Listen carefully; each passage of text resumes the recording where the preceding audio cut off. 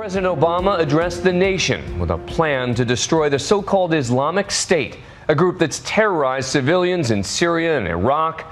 But the shocking videos of two American journalists being beheaded raise new questions about the threat they pose to the American homeland. And now the president is preparing to take action. I'm joined now by ABC's chief White House correspondent John Karl with all the details. Good evening, Dan. 2 weeks after the president said that he didn't have a strategy for taking on ISIS in Syria, he sought to reassure the American public that he does have a plan, a comprehensive plan for taking on what many in his administration call the greatest terrorist threat since 9/11. My fellow Americans, it was a remarkable moment for a reluctant warrior. Tonight, with a new Iraqi government in place and following consultations with allies abroad and Congress at home, I can announce that America will lead a broad coalition to roll back this terrorist threat. On the eve of 9/11, President Obama announcing a new offensive on Islamic extremists in Iraq and in Syria. Our objective is clear. We will degrade and ultimately destroy ISIL through a comprehensive and sustained counterterrorism strategy.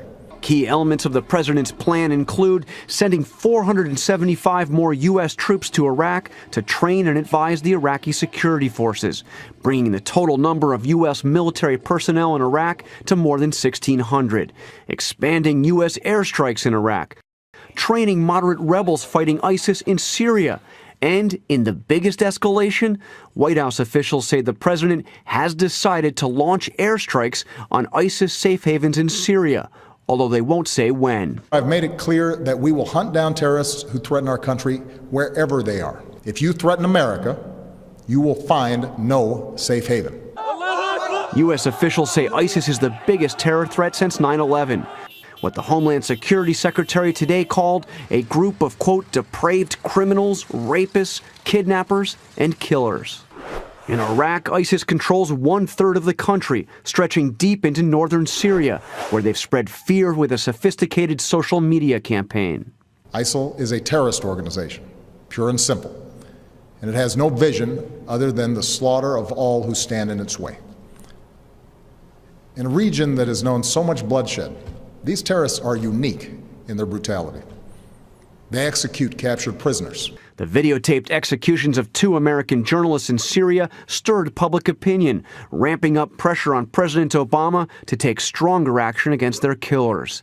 In acts of barbarism, they took the lives of two American journalists, Jim Foley and Steven Sotloff. If left unchecked, these terrorists could pose a growing threat beyond that region, including to the United States. In the latest ABC News Washington Post poll, 65% of Americans support airstrikes against ISIS in Syria, with 91% seeing ISIS as a serious threat to U.S. vital interests. The president tonight sought to project a resolute and reassuring image after weeks of muddled and contradictory statements.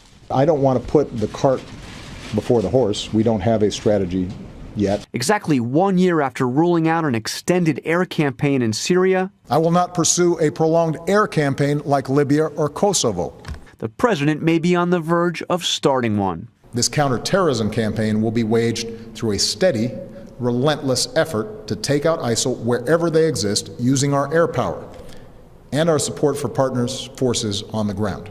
The president vowed the new war will involve no U.S. combat boots on the ground in Iraq or Syria, a message Secretary of State John Kerry delivered personally today in Baghdad. The President of the United States and other leaders of other countries have eliminated the notion of their forces being engaged in direct combat. Still, the number of U.S. troops in Iraq has been quietly rising. They may not be combat forces, but they face combat danger. Just last week, there was reported gunfire aimed at the U.S. Embassy in Baghdad. Republicans have criticized the president's posture towards the threat as too cautious. And President Obama seems willfully blind to one of the key facts about the post-9/11 security apparatus. It is not self-sustaining. Congress could vote as soon as next week on whether to authorize U.S. military training of Syrian rebels in the fight against ISIS, a fight the White House says could last for years. For Nightline, I'm Jonathan Karl at the White House. The president's speech would seem to elevate the stakes even further for any other American captives being held by the terror group. ABC's chief investigative correspondent Brian Ross joins us now. Brian, what can you tell us about what this may mean for them and for the American homeland? Well, Dan, without a doubt, the turning point for the U.S. in dealing with ISIS came after those videos of 2 American journalists being brutally executed. There are at least 2 other Americans and 3 Westerners still being held, and their fate tonight is in serious doubt.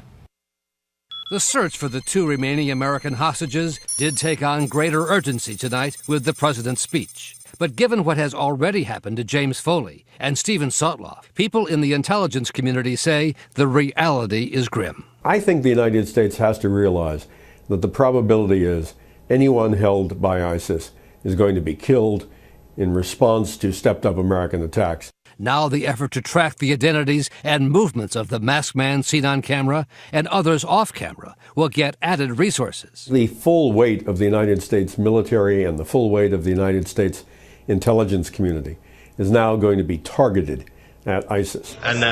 Every video, every online message from ISIS and its recruits is now being closely examined. So here, if we go in, this is the room where the Muhajirin sleep. Among the videos being reviewed is this online post from earlier this year by a group of British ISIS members showing off the place where they lived in Syria. Everyone has their own designated space. Obviously, sometimes brothers get messy. Sometimes, things get turned upside down. The video shows cell phones plugged in and the area where the British accented narrator says they produced the group's propaganda. Now, this is where most of the media work happens, on this little desk here. Today, the British ISIS members posted this ominous message of a new video coming tomorrow, September 11th. Do not stop me from martyrdom, for it will be the celebration of my new life. With the fateful anniversary date now, American law enforcement officials today warned of the threat from ISIS recruits coming back to the U.S. New York Police Commissioner William Bratton. ISIS creates a totally new area of threat for us, and one that is probably even more potentially impactful on us than Al-Qaeda.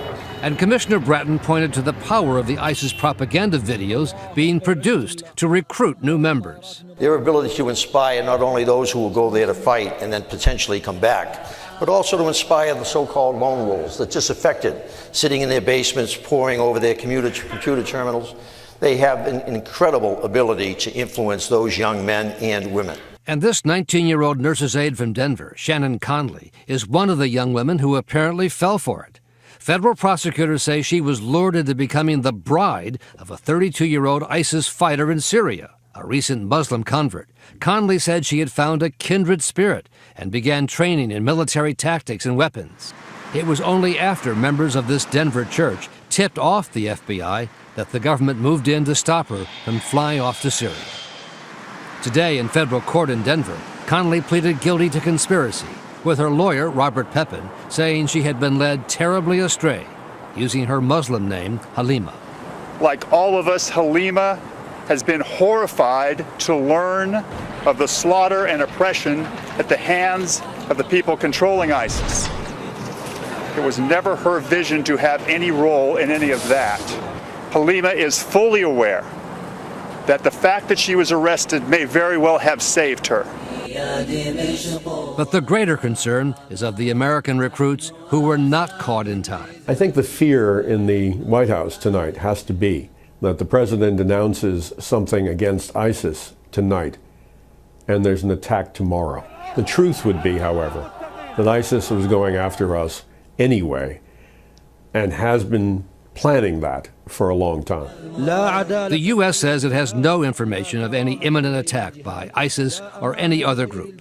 But as it has been for the last 13 years, September 11th will again be a day of great anxiety. Brian Ross, ABC News, New York.